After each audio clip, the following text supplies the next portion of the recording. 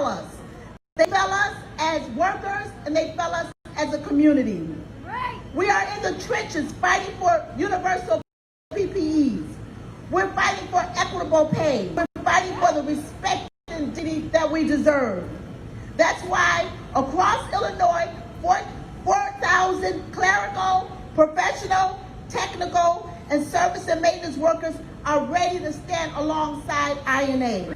You know how much caring we had in our hearts to take care of patients when we didn't know where the virus was coming from and what it was going to wreak on our society. We stepped up. We came to those hospitals and we gowned up and we took care of patients. We saved UIC. And so now it's time for UIC to save us. We deserve better. We deserve better. Our pledge to you is that we got your back. All that we ask of you is that you have each other's back. Because these folks will take advantage of you.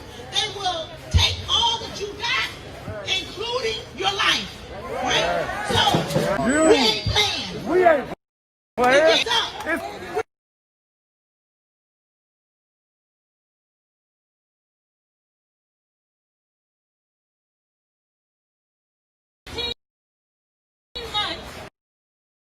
We have sat at table. Made no progress. Time and time again, UIC has said that we are heroes, but they treat us like we're disposable. I'm here to say that my life has worked. Your life has worked. And it's time for UIC to demonstrate that our lives have worked. We stepped up during the pandemic. We worked longer shifts. We went to different units. We did jobs that we weren't hired for. Jobs that we weren't even trained for. We stepped up. And now it's time for UIC to do the same. It's time for them to pay us. It's time for them to protect us. It's time for them to respect us. If we don't get them, if we don't get them, get down. Chicago is a union town. Get up, get down. Chicago is a union town. Get up, get down. Chicago is a union town. Get up, get down. Chicago is a union town. Get up, get down. Chicago is a union town. Get up, get down. Chicago is a union town. We have solved negotiations. We organized.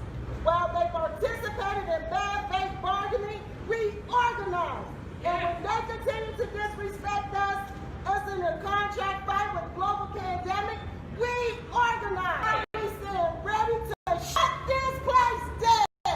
Until we do what we know, the management should be prepared for no workers on campus. Right. That's We right. are united, we are passionate, and we are committed to the fight. That's We right. will stand and we will not back down until UIC comes through with meaningful changes. Brothers and sisters, let's stand together and fight for what we are entitled to. We want justice and we will not stop fighting till we get it. That's right. Let's stand strong and let's win. Who are we? 73. Who are we? 73.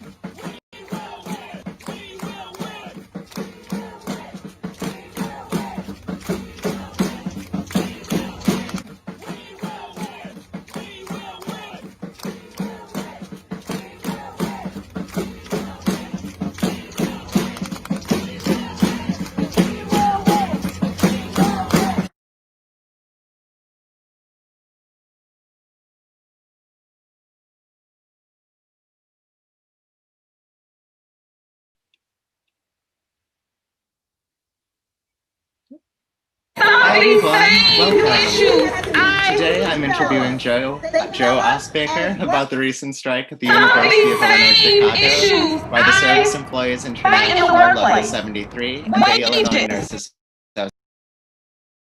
Association. Joe is a veteran trade unionist in Local 73 and a member of Freedom Road Socialist Organization. Welcome, Joe. Thanks for coming. Absolutely. So to start off, can we get an overview of the strike? What was it in response to? What actions were taken? And what did you guys win?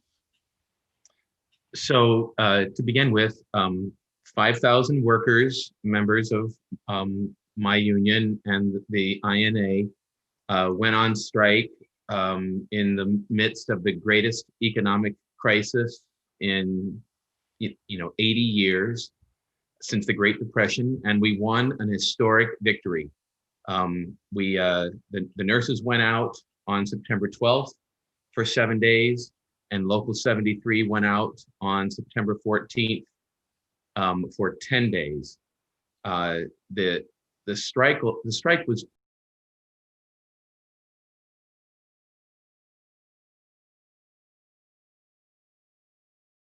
economic, workers is not to strike. Their first response is to, hunker down and, be glad they have jobs. But this strike was an offensive strike. We weren't just taking action to stop attacks on us. We went out on strike to make gains. So that's just a general introduction to, what this strike felt like. So I want to talk about the three, what I see as three main routes to this strike. And the first one is the impact of COVID-19 and our management's failure to protect,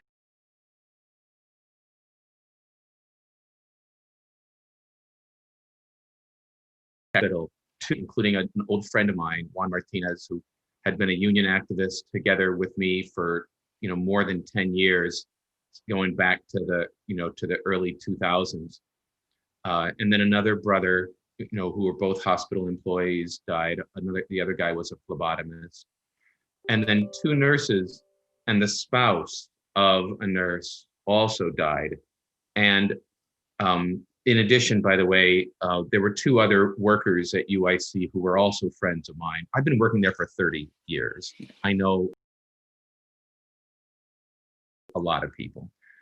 Two other friends of mine died. And then I know, four other friends who were so sick that they ended up on ventilators, and three of them I know had strokes while they were on their ventilators and are now having to go through physical therapy to learn how to walk and talk again because they're not old enough to retire. They have to keep working. And management at the hospital handled the COVID crisis abysmally.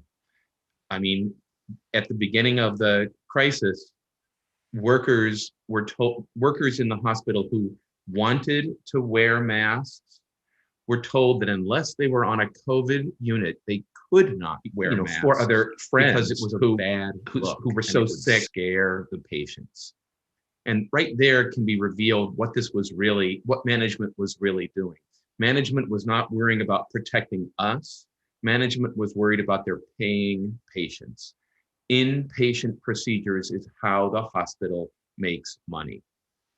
So that was the first thing, that this was the management's complete mishandling of the COVID pandemic and their failure to keep us safe was the thing that lit this fire.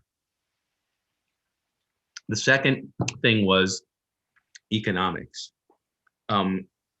We had lived through and worked through years of stagnant wages, basically ever since, for most of us, ever since the economic crisis of 2008, wages had been, stingy. Wage increases had been stingy. And there's another part of that too, though, which was the understaffing. So first on the economic stuff, we had several hundred members of Local 73, the building service workers and the food service workers who were, relatively newly hired, who were making less than the state's minimum wage. We're talking $12 an hour or $10 an hour, even though Chicago's a very expensive place to live. So workers were looking, to make up for years of stagnant wages and low wages. And by the way, part of the reason that our wages stayed so low for so long was because we had this extreme right-wing libertarian Republican governor, and Labor defeated him in 2018 and elected a liberal Democrat. So we were looking to make up for those years of falling behind. And then the third match that lit this was on top of decades of racist treatment of the majority Black and Latino workforce. This COVID crisis hit, and you're not going to be surprised to find out that the 5 deaths in the hospital were Black, Latino, and Filipino. By the way, the nurses union, the largest number of the nurses and the lowest paid nurses are Filipino immigrants. So, this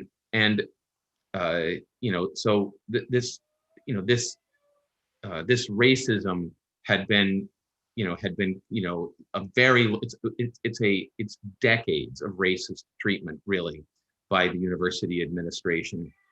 And I will also add that another reason that that we had been so frustrated as unions was because the Janus decision by the Supreme Court, which basically, made all public employment, a right to work employment. So we lost a lot of strength, a lot of members at UIC, and management was taking advantage of it. They were using the excuse of the Janus decision to, treat us with even greater hostility than usual. So all of that, was going on up through May, and then the rebellion broke out after the murder of George Floyd. So when we went on strike, the workers summed it up like this: respect us, protect us, and pay us. So that's where this came from. So how we won, I have to say first that the contract campaign was very well led by the officers, the staff, and the rank and file leaders. When the contract fight began in 2019, we had only a handful of workers who were active in the union. That's no exaggeration. But there's an old civil rights song that says the first thing we did right was the day we started to fight.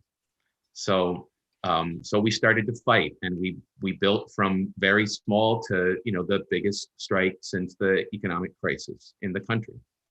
And also I want to just say one other thing about how we won, which is that we have 4 bargaining units. We've got service workers, clerical workers, technical workers in labs and in the hospital, IT people also, and then professional employees, which includes, phlebotomists and occupational therapists and physical therapists and social workers.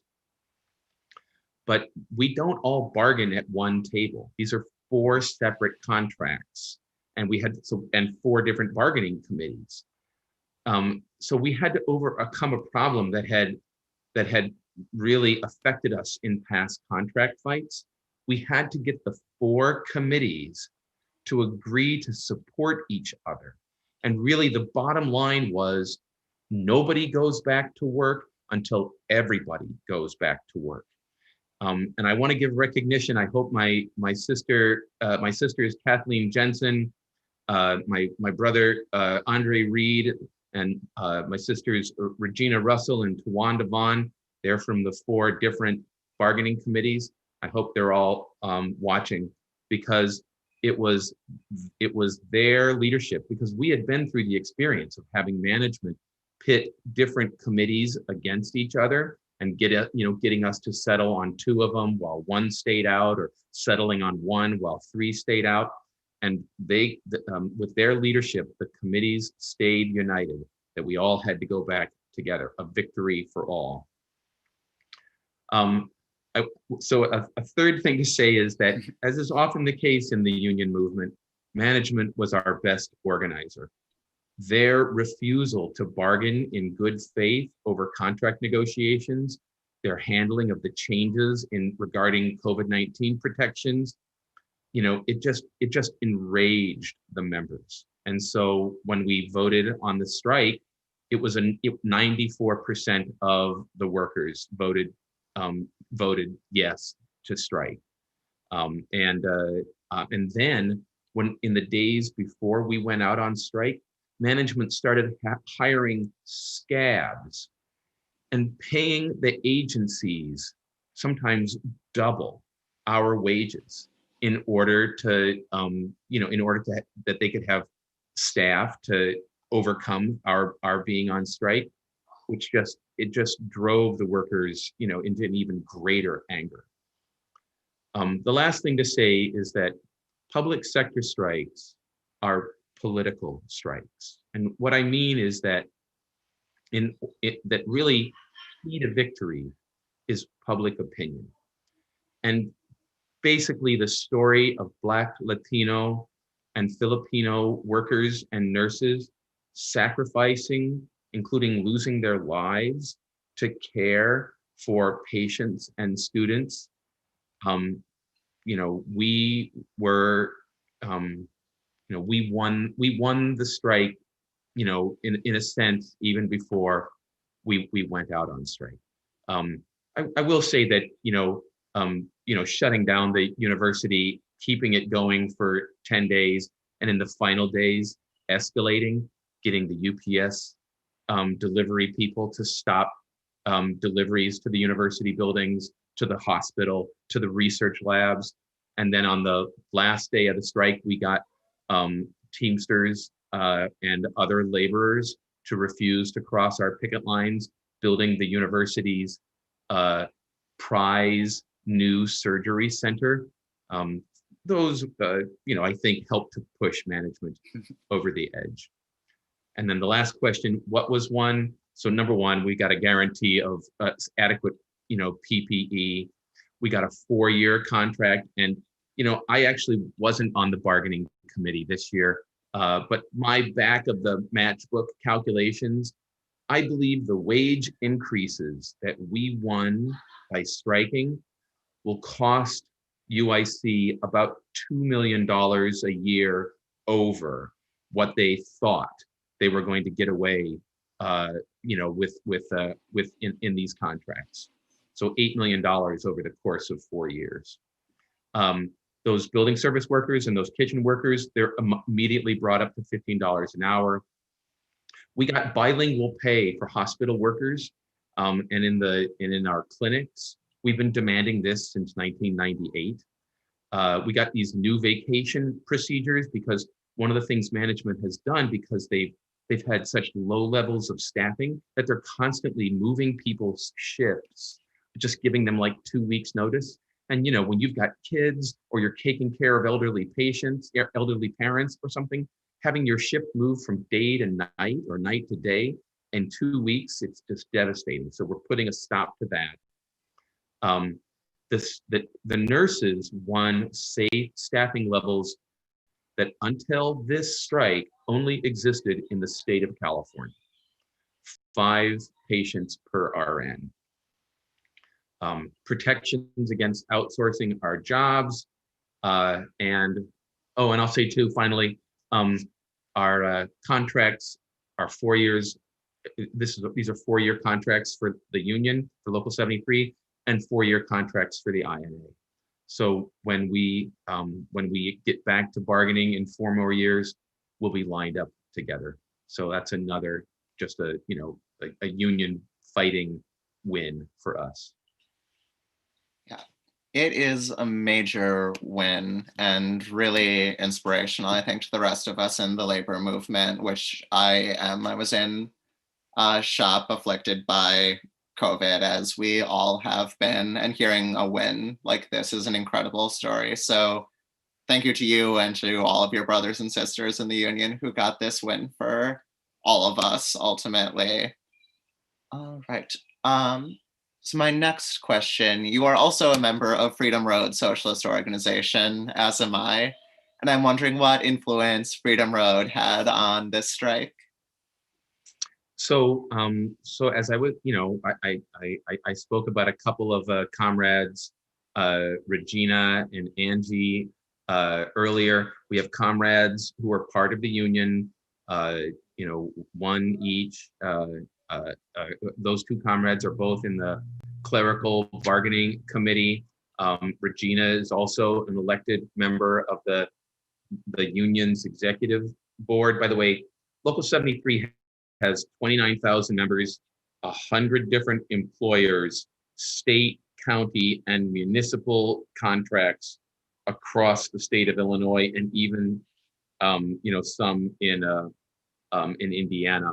So, but we have and I was a member of the executive board and chief steward for many years.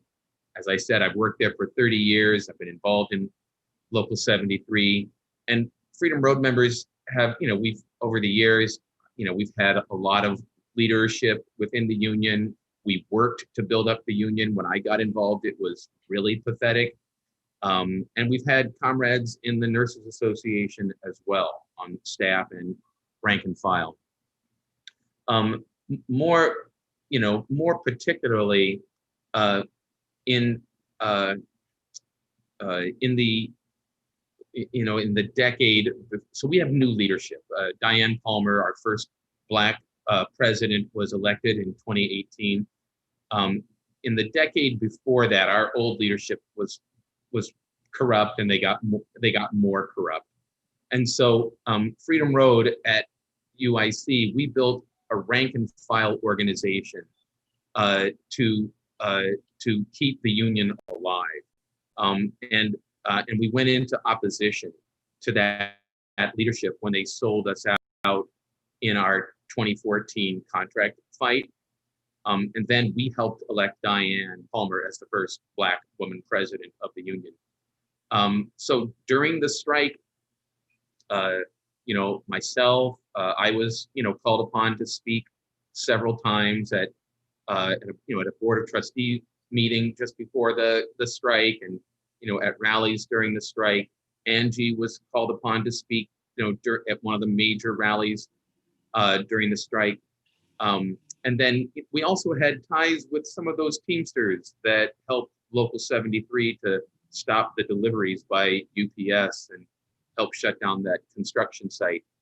And our comrades in the campus chapter of Students for a Democratic Society organized a student support rally during the strike as well.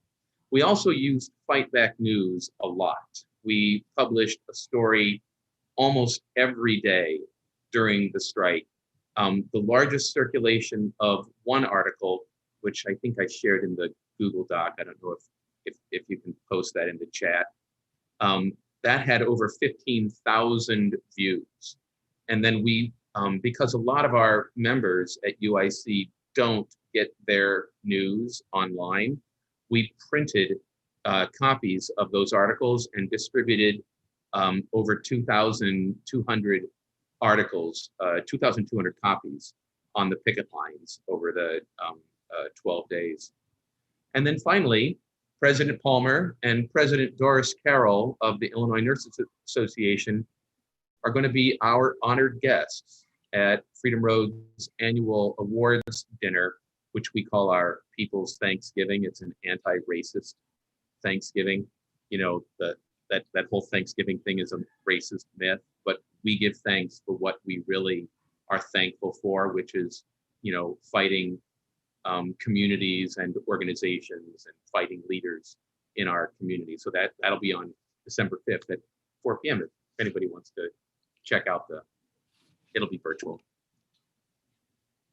That's it. Perfect. Smooth plug at the end. Oh, and I do also want to say questions in the chat we will be taking at the end of this.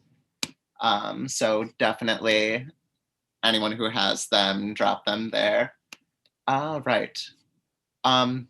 So that's some of the specifics. To move a little bit more general, what are Freedom Road's views on the labor movement? So,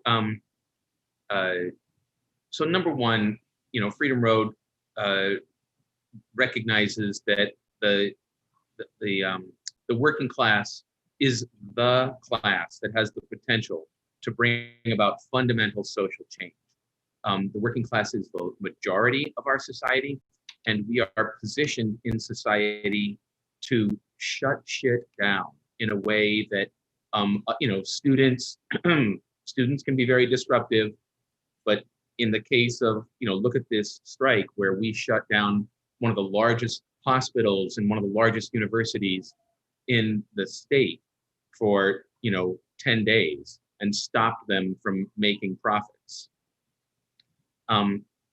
We believe that the that the working class is not in a position to play that kind of an overall leading role in fundamental social change in this country, because the unions in this country, for the most part, are not organized on a class struggle basis.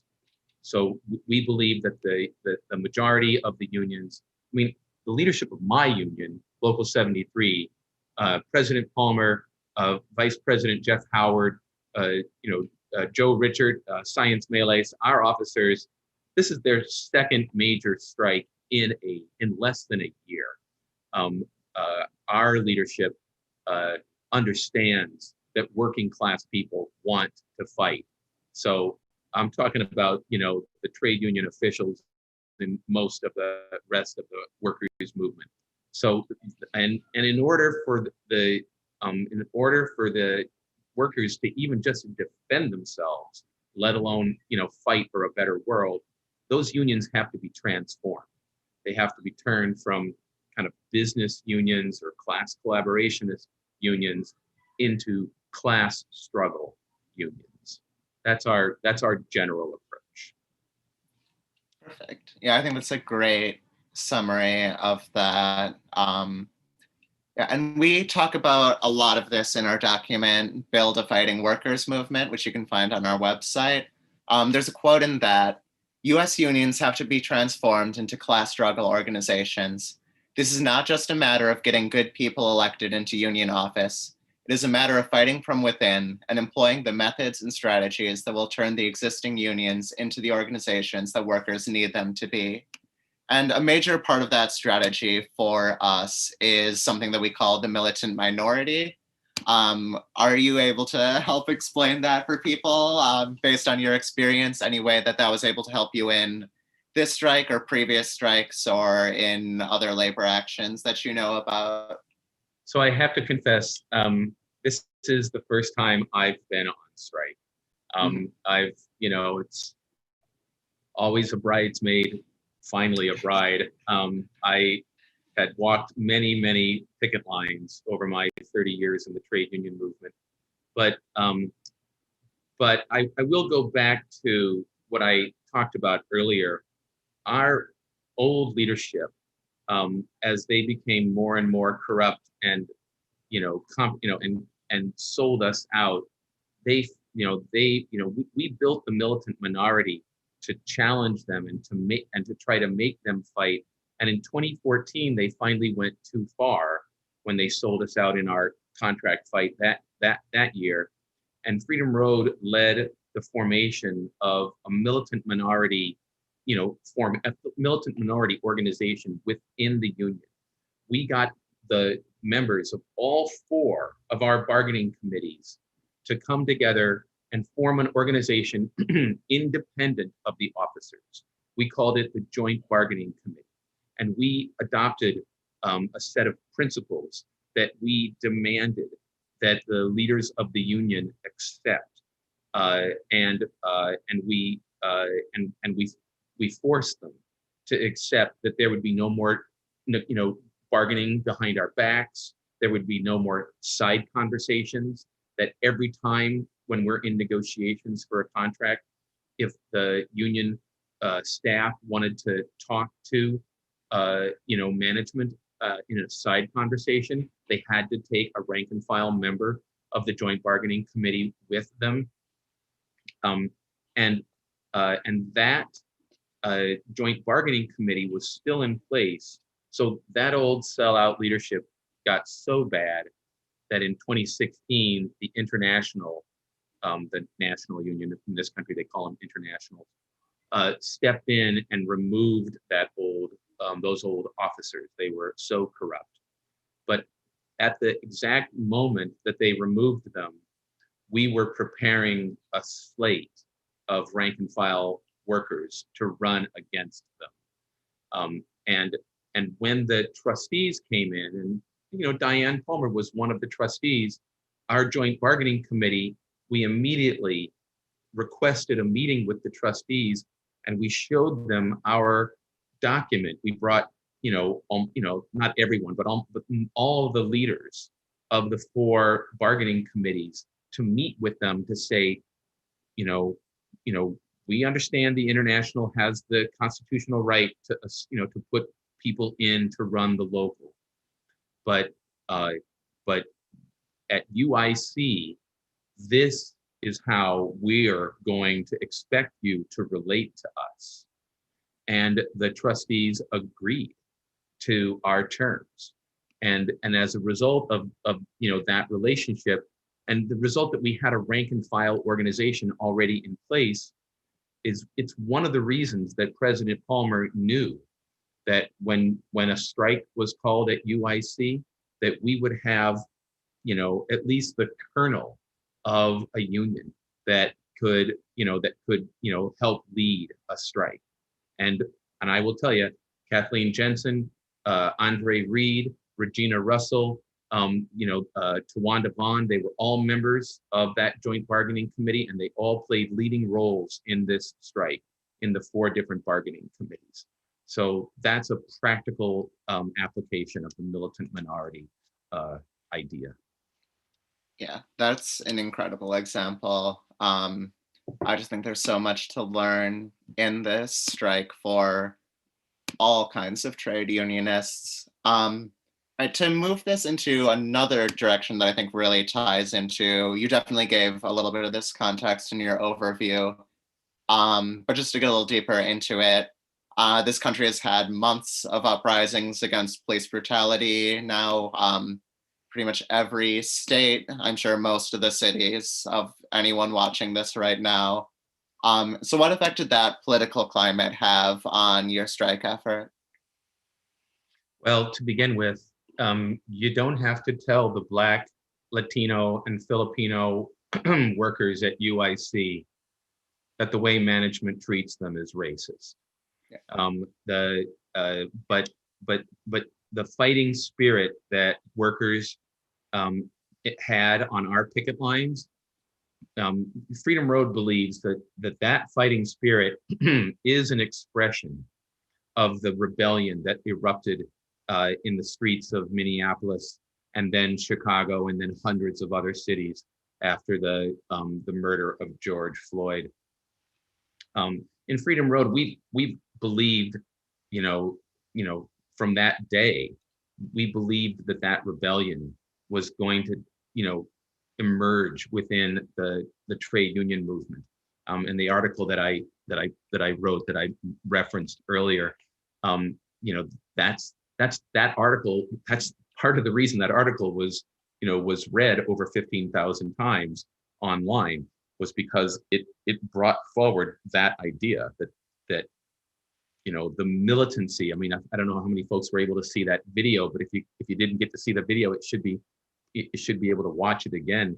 The militancy on those picket lines was just the anger and the demand to be treated with respect was palpable from thousands of workers who were out there. So and I'll just say one last thing. When we went out, we had a number of picket signs, one of which just said on strike, but the 2 of the most popular picket signs said Black Lives Matter and racism is a public health issue. And there were times when the majority of the workers carrying Black Lives Matter signs were Latinos. So there is quite an awareness of the racist nature of this system. Thank you. Yeah, and to build on that, in another of our documents, Class in the US and Our Strategy for Revolution, And I also actually, to address an early question from the chat, all of our documents on the program, on the labor line, and all of our other most important organizational lines, you can find at frso.org/program. So in our document, Class in the US and Our Strategy for Revolution, it says, revolutionary change in the United States will bring together two powerful currents: the struggles of oppressed nationalities for equality and liberation, and the fight of the multinational working class to end exploitation and eliminate all oppression. And I know from our conversation so far today and from fightbacks that there was a really strong multinational character to the strike. You've touched a little bit on how that played into just the energy of the strike. But I was just wondering if you had any other thoughts on that, specifically tying into our understanding of that strategic alliance between these oppressed nations within the United States, and then also the multinational working class, which encompasses working people from all of those nations. Right. I mean, it could not be more clear. The struggle of the workers at UIC has always been a struggle against, racist national oppression and racist discrimination, as well as a struggle, for better wages and working conditions.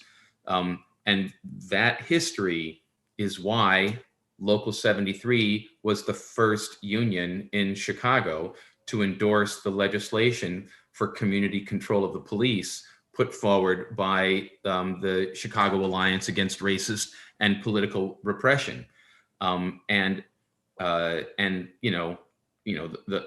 Black workers have always known that there's a police occupation of their neighborhoods, and the Chicano workers in Chicago know it as well. Just yesterday, a young Chicano in Little Village, a neighborhood, on the lower west side of the city near UIC, was shot and killed by the police. So, this awareness of the police occupation of these communities, that's why when the Chicago Alliance called on May 30th for the first protest here after the murder of George Floyd, that's why 20,000 people came to the streets with us. And by the way, President Palmer was there as part of that protest as well. So I think we need to grasp this and grasp it firmly. As socialists, as communists in the US today, the billionaires are the common enemy of the working class and the oppressed nationalities.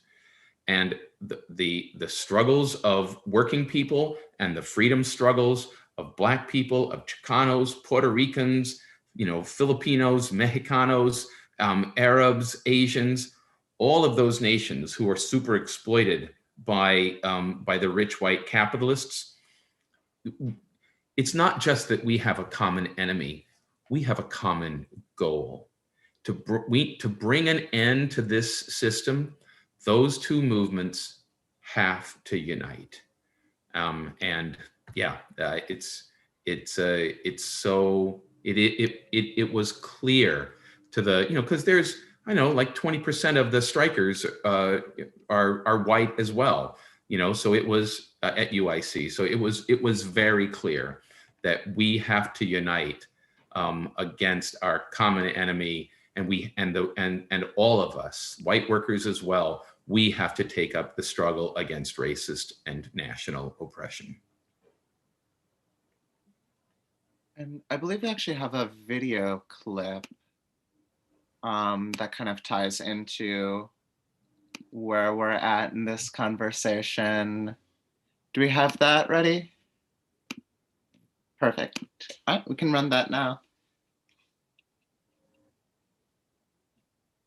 Some of these same issues I fight in the workplace: wages, protection, safety. These are the same things that I'm fighting at UIC for, that I fight for in my community. Because it starts now with CPAC.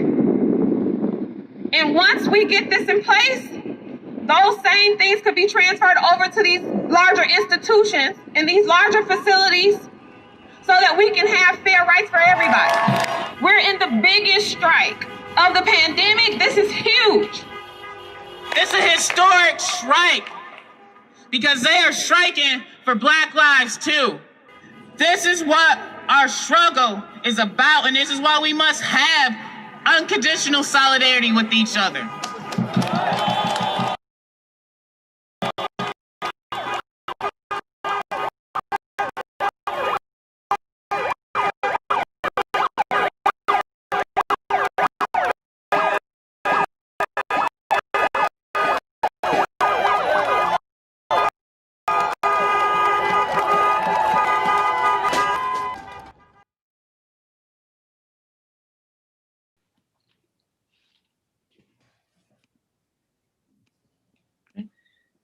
Well, that wraps up my questions, but it looks like we have some from the chat. We've got a little bit of time left, so Joe, if you're willing, we can start on some of those. Sure.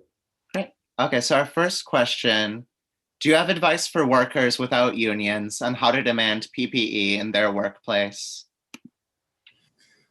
So, you know, you don't have to have a union in your workplace for workers to come together and place demands on management. All you need is, you know, the bond of human solidarity. And in fact, we have comrades who work in the United Electrical Workers Union, and they have a project of warehouse workers that is actually ready to provide guidance to you know, workers and, as we say, unorganized workers in, you know, in fighting for better conditions, including PPE in their workplaces. So I guess is there any way that people can contact us? I'm asking the people who organized the webinar, how can we get that information to people? Put them in contact with the United Electrical Workers sponsored organizers. Somebody should like write their email address in a chat, and we'll follow up with them. How about that?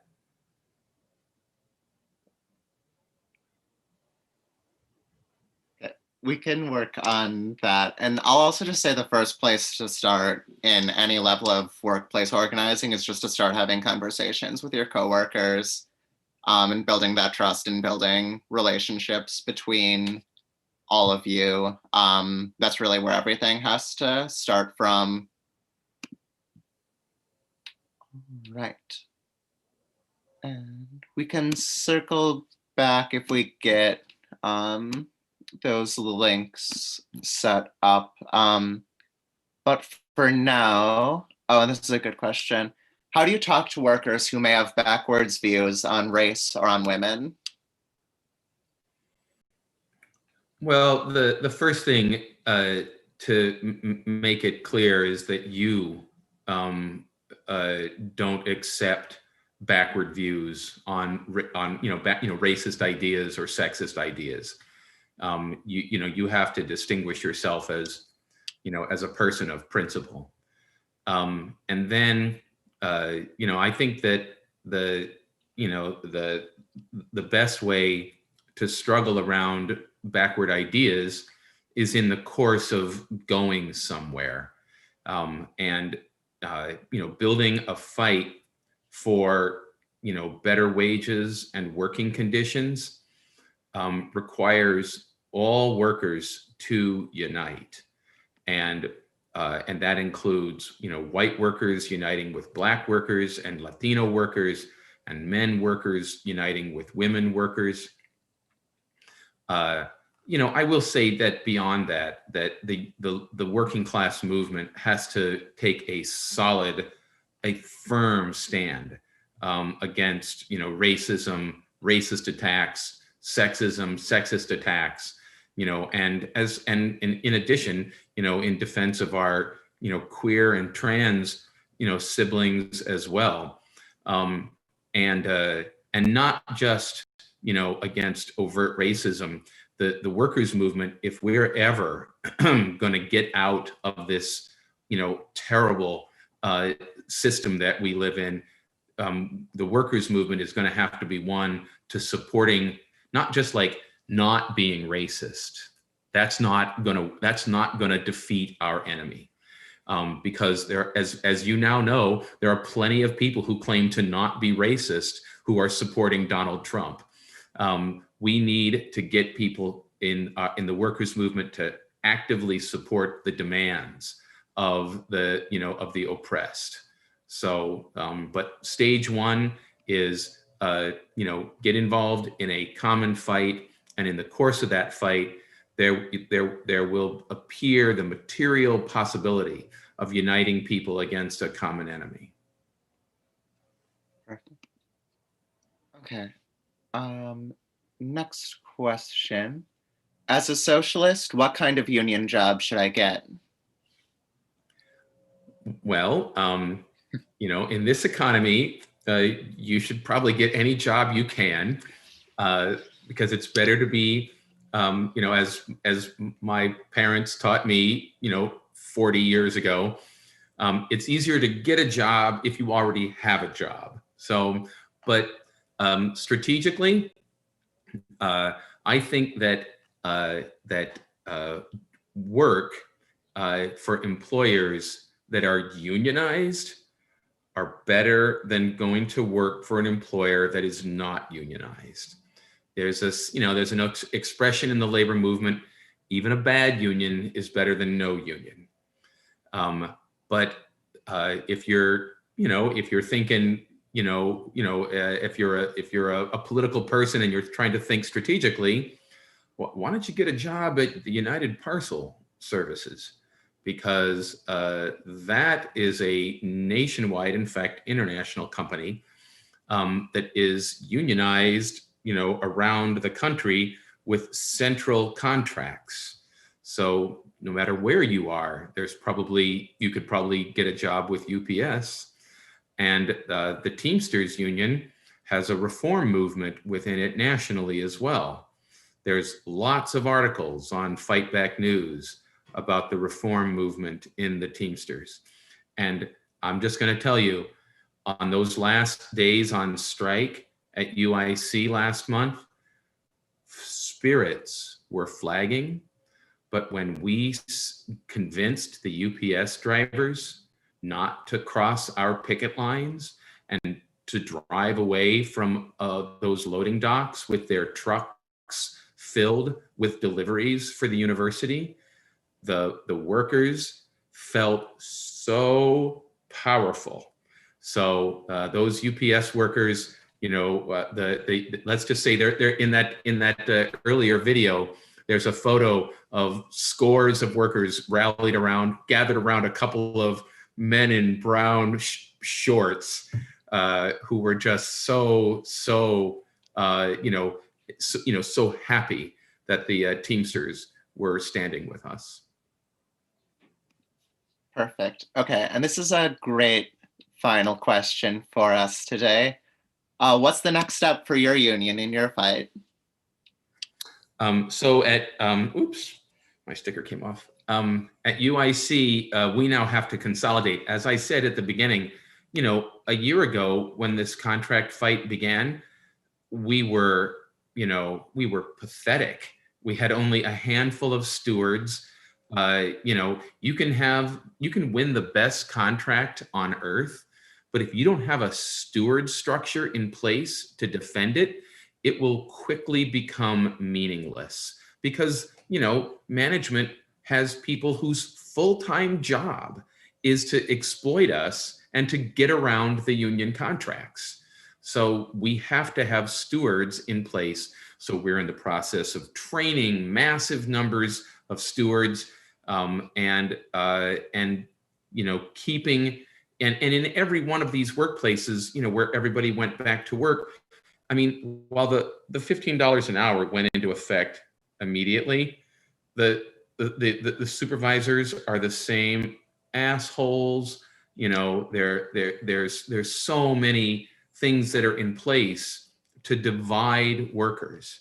So so we have to, you know, we have to build up, you know, we have to consolidate. That's the word. We have to consolidate the gains, both in terms of the formal structure of the union through a steward structure, but also in terms of workers coming together in the kitchens, in the locker rooms, in the wards, in the clinics, in the call centers.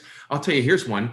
Right after we went back to work, my dear sister and comrade Regina called and said that one of her coworkers had tested positive for COVID, and management did not inform the rest of the workers in the call center that somebody had tested positive. So, you know, Regina had to show up at work the next morning at dawn to make certain that all the other workers would tell management they weren't going in until they knew who had been affected. Like, you know, they forced contact tracing on the managers. That same call center, by the way, Regina got COVID, Trillia Richards got COVID and was on a ventilator. Another sister, I don't have permission to say her name, but I've known her for 25 years. She got COVID so bad that, you know, she had a stroke, and now she has to learn not just to walk, but to talk again. So, and management came back from that strike as if they had learned nothing. Well, you know, some people take repeated experience to learn a lesson, and we have to be organized to make sure that managers learn the lessons of this strike. Thank you. And I do, if you've got time, we did get one more question that I think is really important, if we can stick this on at the end. Sure. Okay. Was this strike and the actions leading up to it organized with workers on all 3 shifts? How can healthcare unions effectively organize while working all odd hours of the day? Very good point. Especially in the first days of the strike, we were determined to stop scabs from going in and shutting down the operation. So we had 24-hour picket lines in the early days. It became pretty clear after about day 4. So it was 2 days originally of just the nurses' strike. They went out before us. And that's a tactical discussion which we're going to have with them as we go towards our contract in 2024. But you know, they had 24-hour picket lines, and in the first 4 days of our strike, we had 24-hour picket lines. Eventually, we were able to determine that they really weren't. We had shut down the hospital, which was the only real 24-hour operation. We had shut it down.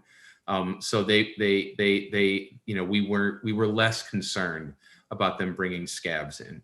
But then later we realized that they were bringing in deliveries in those early hours. So we, reestablished like 5 o'clock in the morning picket lines to stop deliveries. So yeah, it is challenging. I have to say to the staff of the union, Stacia Scott, Melinda Bunnage, Ryan Miller, Janine Johnson, Celestine Strain, and Shay Marshall, our division director, and of course to President Palmer and Vice President Jeffrey Howard. They did yeoman's work. They worked their asses off during the 2 weeks of that strike. So we have nothing but love and praise for those brothers and sisters. All right, thank you so much. And thank you to the whole audience out there for tuning in on a Saturday afternoon. I think this was an amazing discussion. If you have more questions on the FRSO labor line, I'm going to remind you, you can go to frso.org/program in order to read a little bit more about all of our lines on labor and anything else you're interested in. And if you're interested in joining, you can also go to frso.org/join to start working on that, which we would love. All right. Thank you for coming and speaking with us, Joe. And thank you, fellow worker, and all power to the working class.